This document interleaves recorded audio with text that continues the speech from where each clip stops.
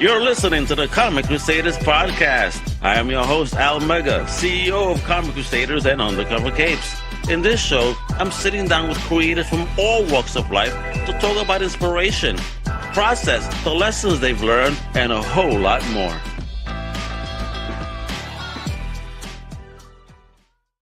Well, popping up, mi gente, it's your boy Al Mega, and welcome to a brand new Comic Crusaders podcast.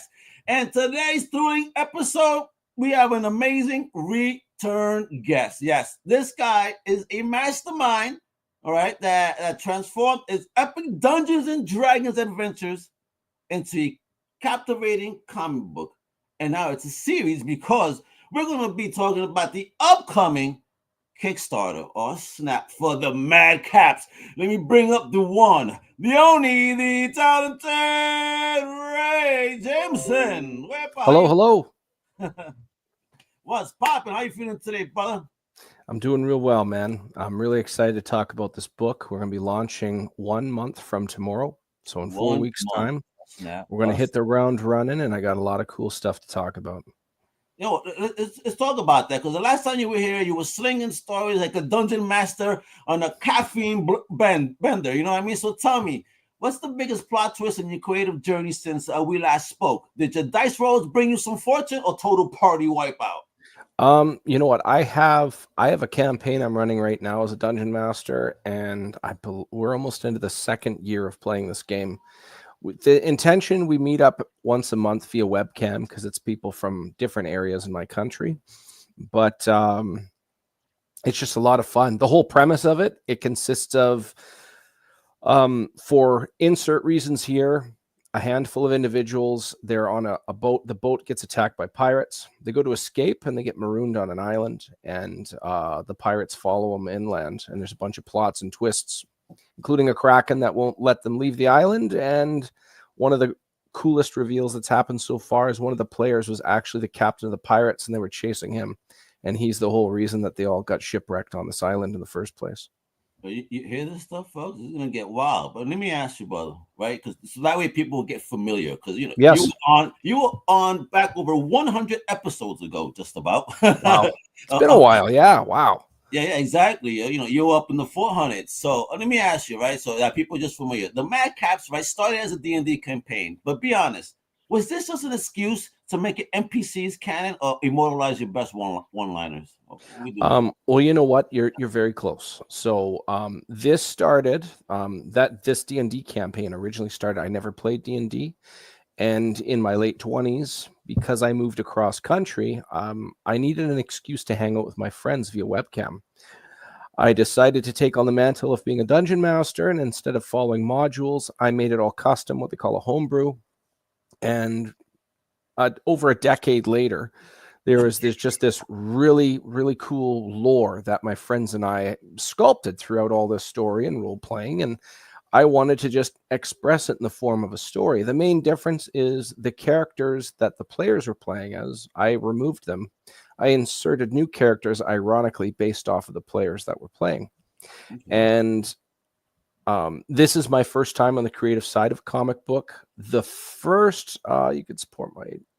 Gotcha. All good, man. And so during the first issue that came out, and this is my first time, as I was saying, on the creative side, it was a matter of just establishing myself for the little bit I've done up to this point, and getting good feedback. And I've had a lot of love over issue 1, and issue number 2 is the middle act, and then number 3 in the not too distant future, I hope, is going to be the final act.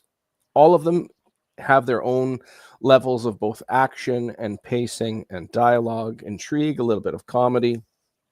And this whole story, it takes place under one night. And it's about these 4 friends that meet up in their hometown, but the reunion, it gets interrupted by a local, or rather an undead outbreak. And after they help the guards stave off this outbreak potential, one of them is inclined to believe, after looking at one of the bodies, recognizing it's a junkie of a local drug problem called Weave, there's no bite marks on the junkie. So they get a little bit of a mystery of, are these two things connected, or is this coincidental? And the story goes from there. Yeah, definitely wild. Because again, in reading issue 1, boy, you guys definitely love that violence, that horror violence. I loved it. That D&D, I love it. A lot of blood splatter, but it was, I mean, it had all its purpose, if you will. So I hear you. not splatter for splatter's sake, but it was really, you get in tune with the characters and how they work together. Really well done. I appreciated that. Now it's a 3-book arc. Yeah. All right. So, what was like the biggest challenge then in condensing all that world building, if you will, into just those 3 issues then in your head for what you're planning anyway? And did you have to fight any editors who told you trim it down? So that's a solid question. There's like a what do they call it?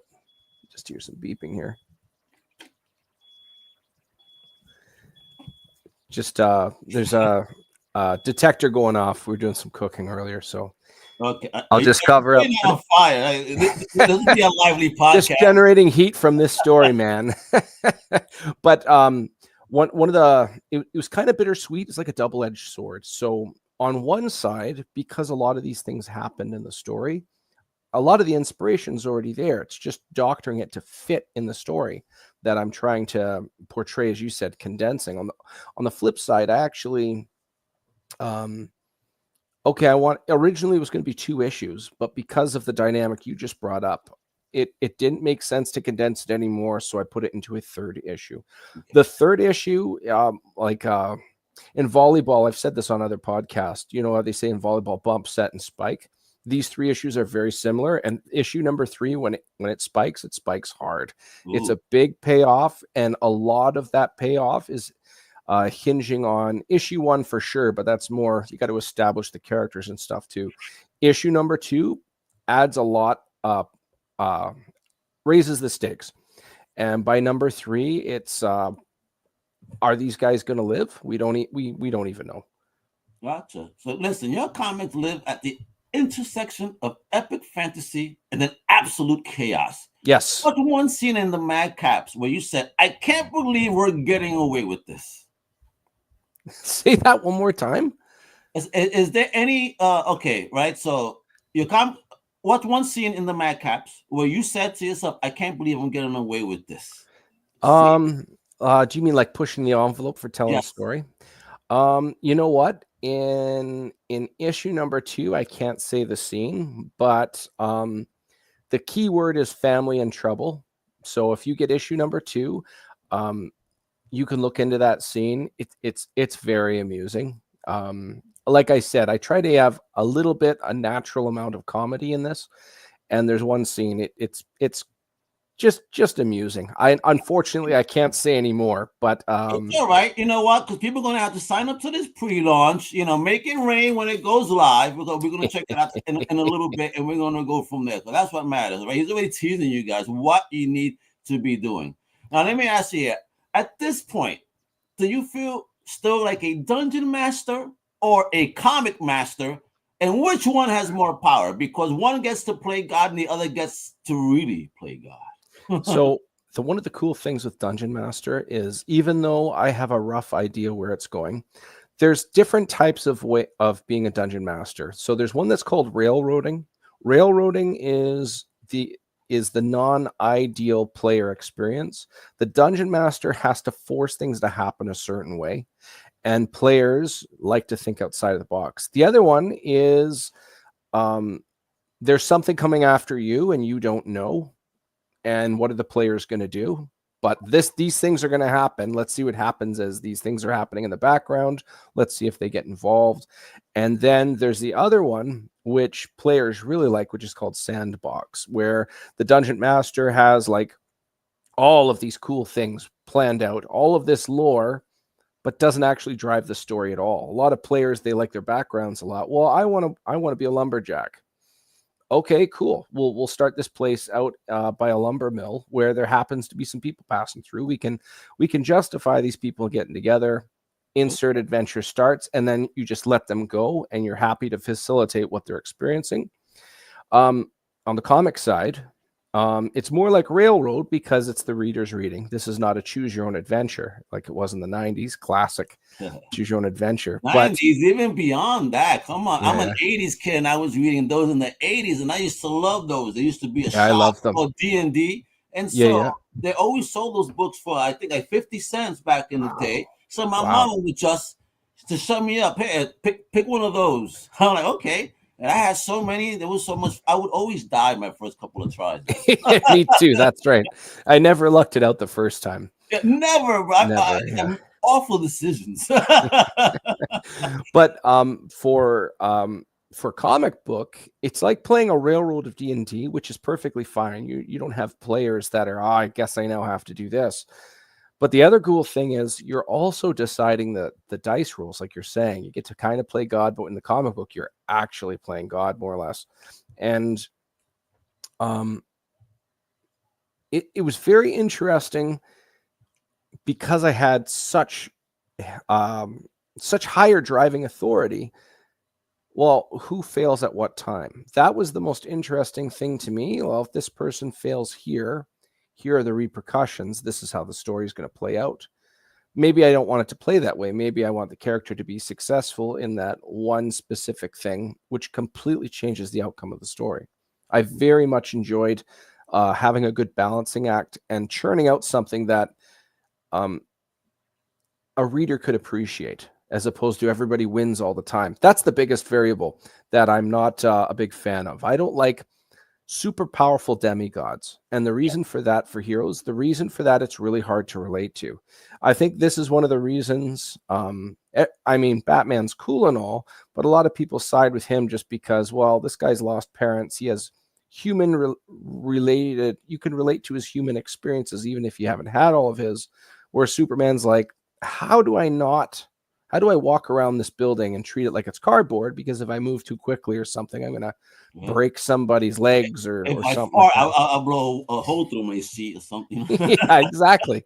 And because of that, I had a lot of fun. Like in issue number 1, 3 of the individuals, they almost get killed in that undead outbreak. And they're actually saved by a volley of arrows from some And I love guard. that. Yes, I know exactly the scene that you're saying, and yep, I felt that, and that's when I kind of really did feel that connection with the characters, where they're like, "All right, well, we're gonna go down. We're going down, baby." Yeah.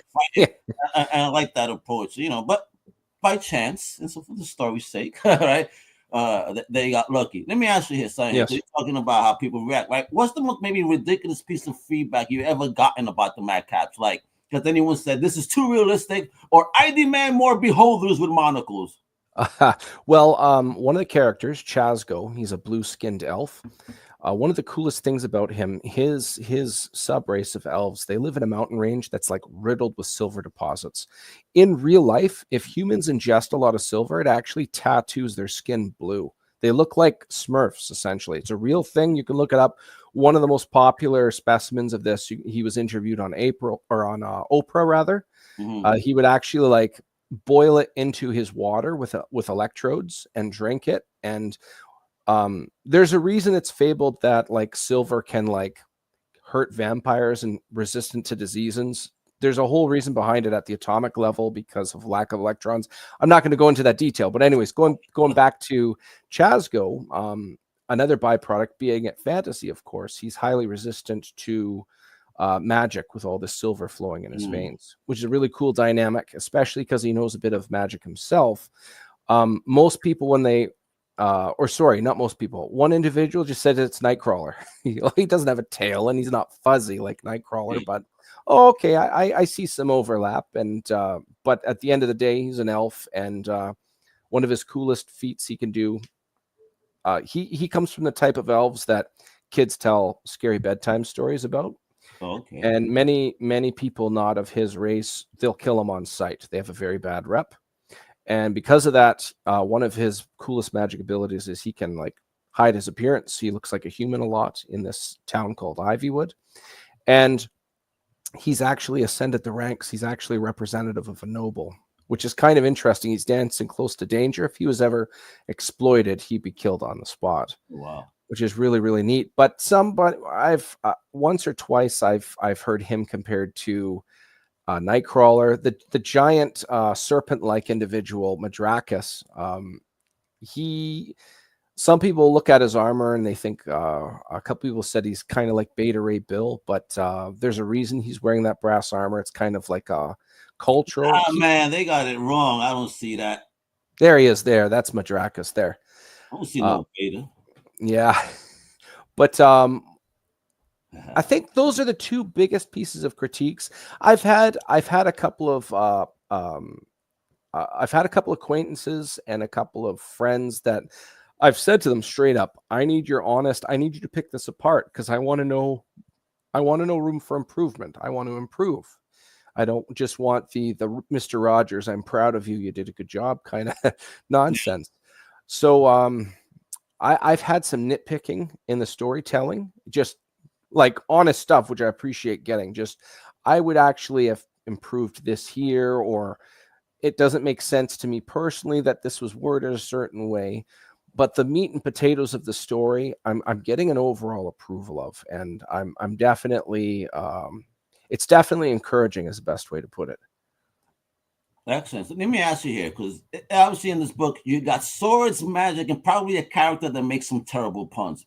But what's the one thing the Madcaps does that no other fantasy comic is doing right now? Very straightforward. I want you, Al, I will put money down. You have a circle of friends, or at least one friend that you have not seen in a while, or you don't get to see too often. And that one time you get to hang out for, even if you see each other at like a funeral or something, just making that reconnection with the individual, it recharges your very essence, your very soul. And this story is an homage to that level of camaraderie. These four individuals haven't seen each other in a while. They're just in the wrong place at the wrong time when they meet up. You can tell they're very comfortable with each other. And I actually have it written in a way where some of their minor puns or innuendos or inside jokes, you don't get all of them, because it actually feels like you were dropped in the middle of a scenario where the world existed beforehand and the world will exist afterhand or after the fact. And I think the biggest one is anybody that misses a friend, when they read this, they will actually feel that level of thing you long for. You won't feel like you're meeting an old friend. You will relate to the amount of camaraderie that they're reuniting with. So that alone, I think, is really big. I think every human being can definitely relate to that. Issue 1, as you've already read, it is available on this Kickstarter coming up as well, 1 and 2 together. And there's a catch-up tier. You know what? In our Kickstarter, I can finally talk about part of this. We actually have plush parchments, basically plush blankets, but we got a map of where this all takes place. You can get that right on a plush blanket. Some of the artwork, including this fella here, we have one of the covers from issue 1 was painted by John Zalesnik. He's the fellow responsible for painting the original Shinobi cartridge cover on the NES. Oh, shit. He's the fella that colored or painted a lot of things for Warhammer 40K, Magic the Gathering. And like, just little things. Like he made the design, and he was offering it out for somebody to buy. He has the original design for the San Jose Sharks logo from the NHL. That's his design. And the side note of another example of this talent that's had an influence throughout my entire life, painting Madcaps here. Well, that's going to be on one of the plush blankets. So you can hang it up on your wall. It will look like a tapestry. It'll give you a good medieval feel. Nice. There's like a lot of cool stuff going on. Are you okay if I show off some cover art? Yep, of course. That's what people are here for. We got to make it rain on the project, and that's going to show off this cover. Talk about, get the rest of that that you have, that mighty army of creators that you have working with you on this. Oh man, it is nothing short of amazing to be having these individuals. I'm just looking this up here. There it is. Having all of these individuals just jump in on my project. The only best way I can describe it is it's like having someone like Elvis Presley or Kurt Cobain performing a song that you wrote. That's the best way I can describe the feeling. There we go. I just put it up here. There we go. Boom. Boom. Okay, so this was a pinup in the first campaign. It will be available again. This is drawn by Sean Langley, and it's colored by Dan Kemp. Dan Kemp, for anybody in the creative side of comics, he's colored over 100 issues of Spawn, from like 50 to 150. This guy's done all of my interiors, and him and his brother are coloring all of the covers for issue 2 here. That cover's sick. Wrong window. There we go. That is just so sick. I love how the zombies looked. Yeah. So one thing, the two different talents thought the same thing, but it's expressed in different ways, and it was really beautiful how it came together. So first, Sean's line work, when he drew it, all of the undead, they're all pushing to the middle, which draws your eyes to the middle. But Dan and his coloring skills, he made all of the undead roughly the same color tone. Which in turn makes the center pop out, giving you an amplification of the exact same thing. All the fellows in the middle, the eyes on them, if it makes sense. Yep. And they're just it's just beautiful work of art. That's the only way I can put it. This is going to be the main cover. This is drawn by Kenny Calderon. He is his line work rather is also colored by Dan Kemp. And everything you're about to see out of all these covers, all of these things happen within this 3-issue story arc. I am a fan of covers reflecting what's going on the inside. Now, there's lots of people that just have covers for the sake of this cover looks awesome. Right. I like this art. I'm not against that, and all the power to people that do that. For me, I just wanted to have each cover of a little bit more of a deeper level of intimacy. So in this cover here, we have all 4 of them. At the end of the first issue, they're about to interrogate a couple of smugglers, and issue 2 picks up right off where or picks up right off where number 1 left off. But this scene here is them walking into a path. You can see all the overgrowth, but they're actually been led to a location where they're able to investigate, and they come across the home base of the distributor of this drug weave. So one thing I really find cool, and Kenny did a really good job, they have very subtle but very different facial expressions. Yeah. So for example, the fellow on the right here, I talked about Chazgo already. He's a representative of the noble. He's not a fan of doing anything underhanded because he doesn't want attention on himself. Here we have Madrakis. He's a hard read because of his physiology, but he's not a fan, as it's inferred to in the first issue. He doesn't like Ivywood. At one point at the very beginning, he's talking about how Ivywood's charges were dropped against him. So he doesn't want trouble on him as well. You see the little guy up the front. He's got a smile on his face. He likes mischief. That's just how it rolls. You could tell from his face. Yeah. Kenny did a great job expressing that. I'm really happy with how that turned out. And then, of course, we have Sarlacc, who's more or less just acting like he's on duty. For him, this is more or less a Tuesday. The only difference is for him, it usually has to do with monsters out in Swampland outside of Ivywood. But all of them, I wanted them to be very different and in numerous ways to make it look like they're eclectic and they stand out. And Kenny and Dan, the combination of the two just really put this together. I'm just very, very impressed and content with how they just combine their efforts. They're just a great team. And then this is the last one that was done. This is Russ Leach. Here we have the little guy, Dunnan, and his magic telescope. He kind of rigged it so it can blast raw arcana out of it in a concussive force. Here he is overwhelmed by the undead, something you've seen in issue 1 so far. And this was drawn by Dave Kemp, Dan's brother, Russ Leach, and Dan. The same thing. The focus is on the center for various different ways expressed in different levels of talent. The picture speaks for itself. I'm very happy with how this thing came together. It was the last one. The zombie in the bottom corner looks insane. This guy? Yeah. Like, what the fuck? Very nice. I love this cover. The coloring, everything. And it's again the shade of the zombie, the coloring. Yes. Homie. he really does pop off. This also would make a great trading card. Yeah, I think so. And yeah, there's just so much that I can't talk about yet, but it's happening. So this one here is very special. This one here is it's drawn by Janice Stark and also colored by Dave Kemp, just like the last cover. Sarlacc, this dwarf, he is he's very devout to a being he refers to as the divine. Now, he would never accept a stained glass window like this. And this scene, I just wanted to express it in stained glass for the theme, kind of reflecting something he represents.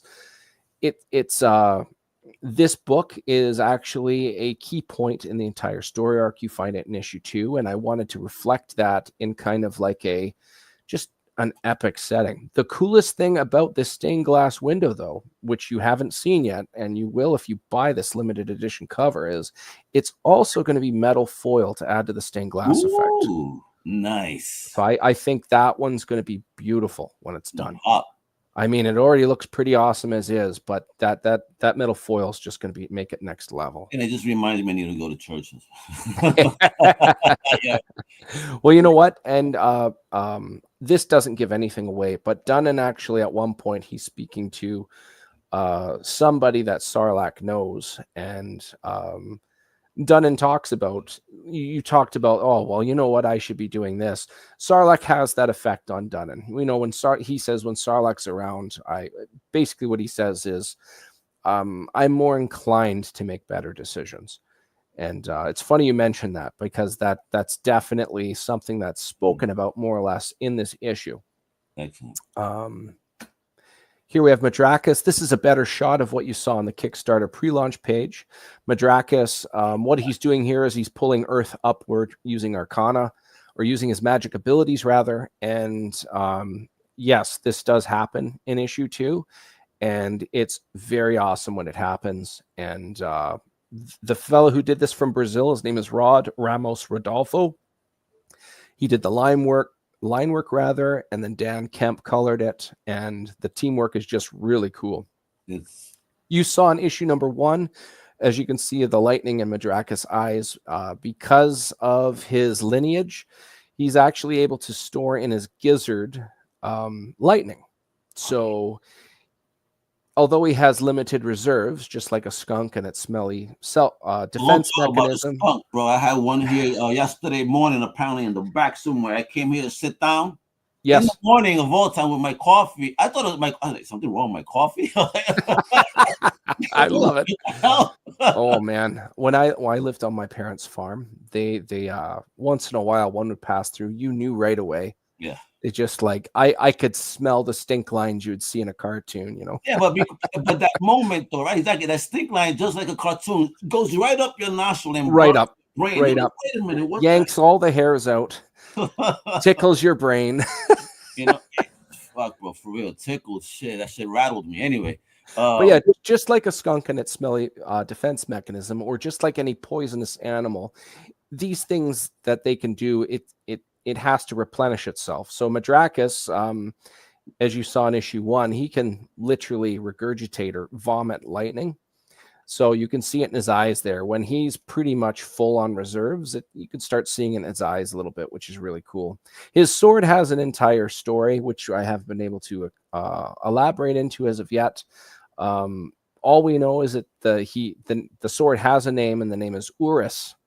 And Urus is it's purple for reasons not explained yet, and I don't even know if I'll ever get to that point. I just want to make this cool mini-series, but maybe in the future.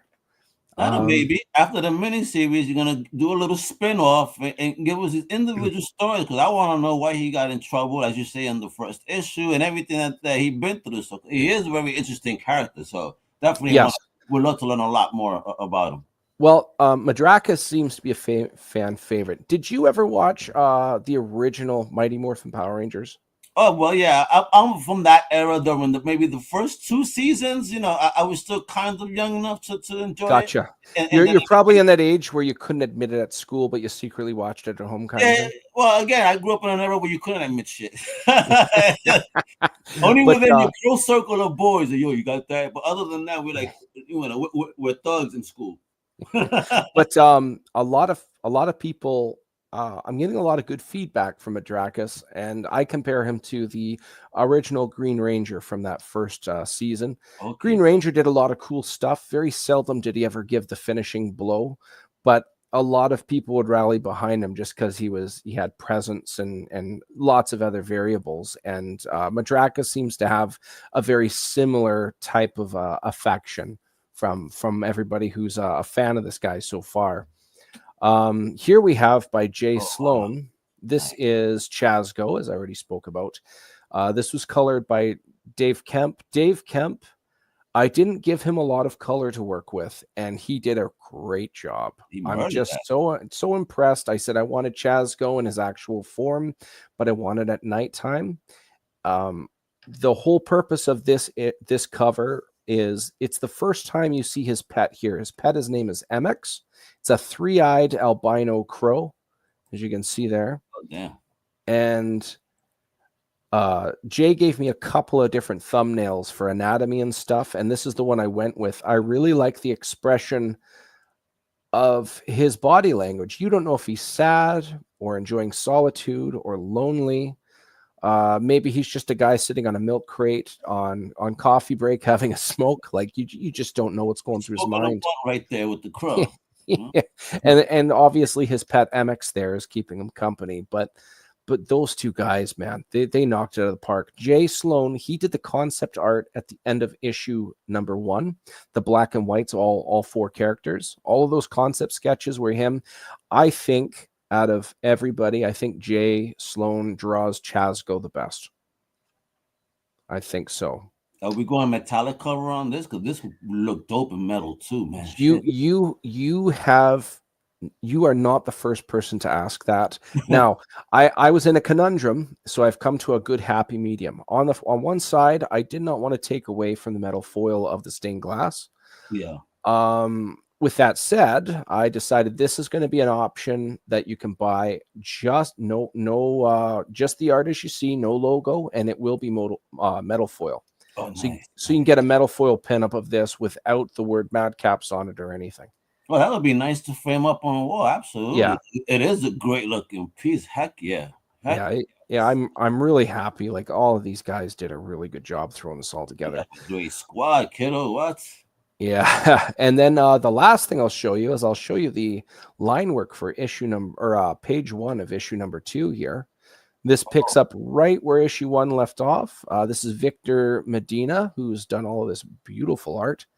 And he took a lot of inspiration from the concept art in issue number 1 of Jay Sloan's work. And here you can see the 2 guys that were still standing. They're in the middle of the water. He's sitting on one. And here's the other one. He's talking to him. You see how Little Dunn in there is gesturing to the other 3. And he's basically saying, which person do you want to interrogate you? And you can also see in the first one, when the cart falls off the bridge, you can see it behind them there. And this one's almost being done. This one's almost finished colored. And we had one minor setback. Our interior artist, he had to abandon ship for a while because of the LA fires. He's doing well now. Oh man. And it was out there during that period. Shit. Yeah, it was wild. But fortunately, everything's going well.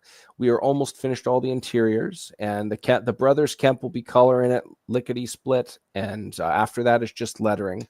I anticipate the delivery for issue number 2 will be significantly faster than issue number 1. You hear this, folks? And again, just let people know, when do you anticipate this baby going live? That pre-launch right there, folks, is also pre-launch. So we're going to be going live April 1st. Every day in April, this will be available. So Tuesday, April 1st, it will not be April Fool's. I promise you, the trailer on the Kickstarter will not be a Rickroll. It is going to be a really good time. Like I've said before, this story, for me not to be able to talk to anybody about it, is nothing short of torture. My publisher has read a draft of the script. It was one of the reasons he took me on. Shout out to Philip Russert and Philbo Publishing. You can go and check those guys out. They have a lot of cool stories. He just did an omnibus that he released every issue that Phil wrote. His flagship tragedy, which I've reviewed on my Facebook page, every issue 1 to 5, and then number 6 by itself. And this has just been a really good experience. And when I think heavily about everything, the word that comes to mind is just gratitude. And even, like I said, homage to friends. And it's just really cool to have these expressions that people can read and actually like relate to. Because I really think, especially now in the repercussions of the pandemic, and I tread very lightly when I say these words. I don't like discussing politics, but it's very divisive right now. Mm-hmm. And we need more cool stories that people can relate to and rally behind, as opposed to everybody gets caught up in hating something. And this book is the opposite of that. It will be a very refreshing. You don't need 6 decades of lore to memorize to understand what's going on in this story. Just 3 simple issues, 3 simple acts. Beginning, middle, end. The payoff is great. It's a nice, complete package. And I can tell you with conviction, the average human being will at least appreciate the ending of how this all comes together.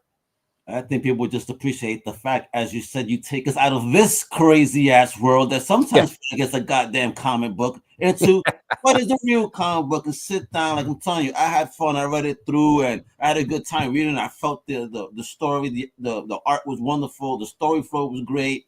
Again, I cared about the characters. That's how it should be, man. So you did a great job. And thank folks, you. This is Comic Crusaders approved. I'm telling you, this, you can follow my man here in the Madcaps page on Facebook, on Instagram at Raymond the DM. All right. Yes. DM Ray, Raymond the DM. I'm all over socials. Yes. I dig it. So finally, brother, before we go over here, all right, I gotta ask you here: if you could cast one spell to make your life as a comic book creator easier, what would it be? And don't say wish, because we all know that backfires. Well, I wouldn't use it because I really like all of the talent I've had on this project. But if I was super selfish and I could do it myself, obviously art is not cheap. That would definitely help me with the experience and getting the comic out. But with that said, all of the different talent attached, I wouldn't change it for anything. Dig that. And what about the last piece of advice for folks out there? Because again, you did your first campaign. Now you're about to pop your second. Any maybe lessons you want to share with our listeners, or pieces of advice based on that journey? Advice I would give from personal experience, and I mean it as positive experience. Doesn't matter if it's coworker, family member, maybe an in-law or two that you struggle to get along with, or even coworkers on a project like this. It is very important to promote harmony and make the attempt to get along. Not everybody has to like each other, but if you're going to, you go to a job and you spend 8 hours there, that's a third of your life.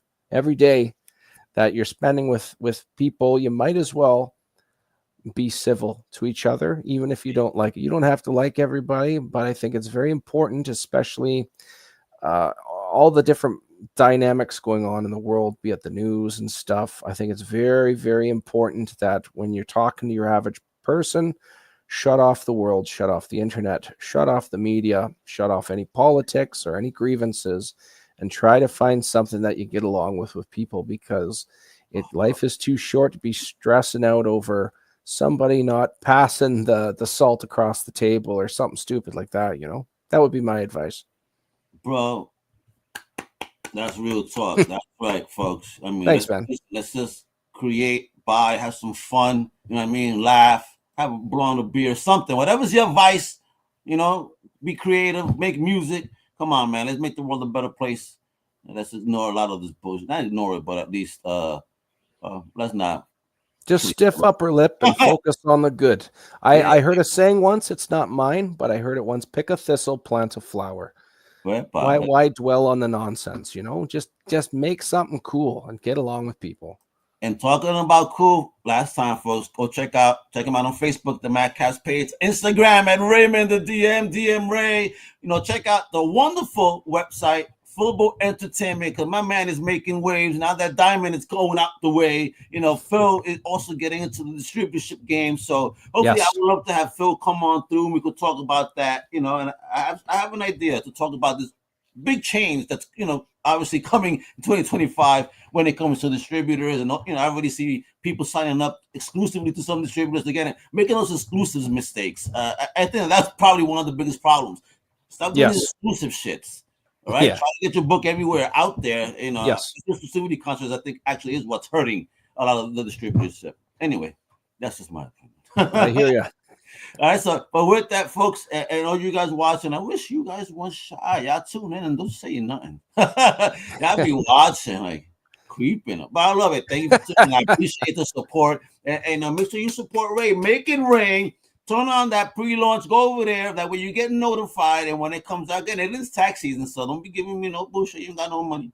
All right. Skip out maybe a couple of eggs and read a good book that's going to be on your shelf for a while. You feel me? All right. So with that, it's Omega. It is DM Ray. This is the Comic Crusaders, baby. Hasta la próxima. Wepa! Thank you for listening to the Comic Crusaders podcast. If you like the content, please subscribe and turn on notifications. Also, please visit comiccrusaders.shop and our extended podcast family over at undercovercapes.com. And also make sure to download the Comic Crusaders app on the Google Play Store today.